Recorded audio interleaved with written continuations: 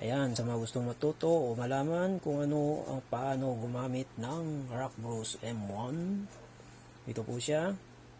Ito yung kanyang speedometer, sa kanyang time, distance.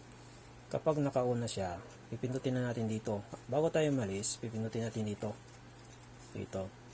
Pindutin natin. Yan, may lumalabas na play. Yan. Pag hindi tayo umaalis, kung siyang nagpo-post,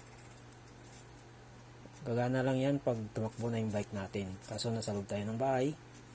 Ito naman yung kanyang speedometer, yung time, saka yung distance, kung gaano tayo kalayo.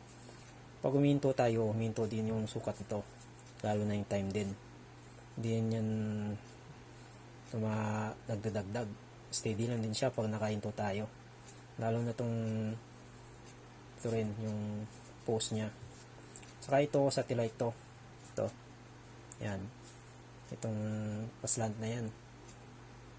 Pag gumagana na yung satellite, po nakakonect na tayo, meron yan sa ilalim na guhit, pabilog.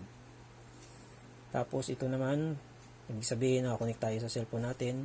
Ang ginagamit nating apps ay ang SOS, XOSS. Tapos ito yung temperature. Ito yung battery. Malalaman natin kung lobat na siya o hindi. Ito yung kanyang lap. Tapos yung speed natin, km/h. Time. Tapos meron tayong gamit na heartbeat sensor. Heartbeat. Ito po siya. Makikita nyo sa yan, sa salamin. Yan. Ito. So, umiilaw yan. Automatic yan umiilaw kapag nakalagay dito sa ating dibdib. Sa ilalim. Yan. Pag tinanggal mo yan, automatic din siya nag-off. Rockbros din siya. Heartbeat sensor. Ayan. Magana siya. Kaya nakakunik siya dito. Yan. Yun yung heartbeat natin. 72. Yan. Yan. Nakita nyo na. Kung nakakunik tayo sa sensor, yan. Malabas din siya dito. Pag mabilis yung takbo natin, tumataas din yan. Tumataas yung heartbeat natin eh. Tapos, ibig sabihin dito, pagkatapos natin mag-ride, kung na-save na natin, makikita natin dun sa SOS, XOSS, na apps.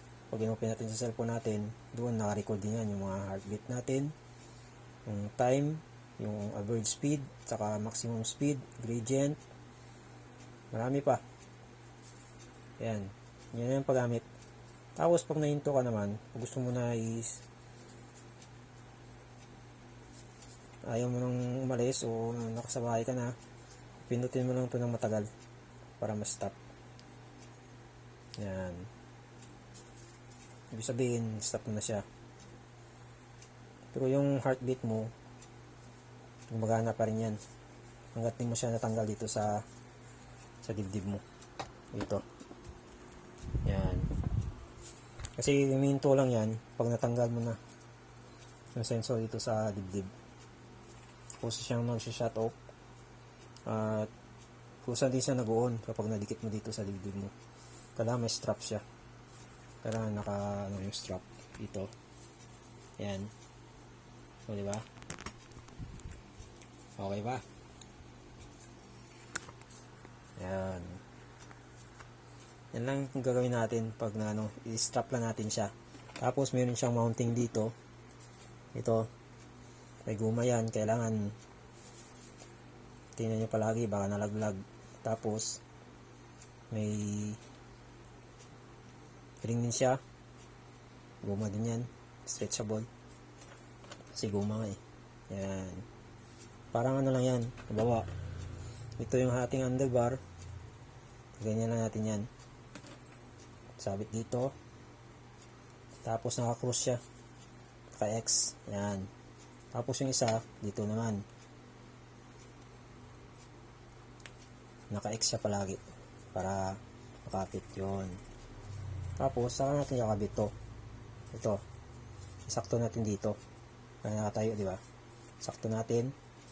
Sikot na natin. Yun. Pwede na tayo drive. Takbo na takbo. O, di ba?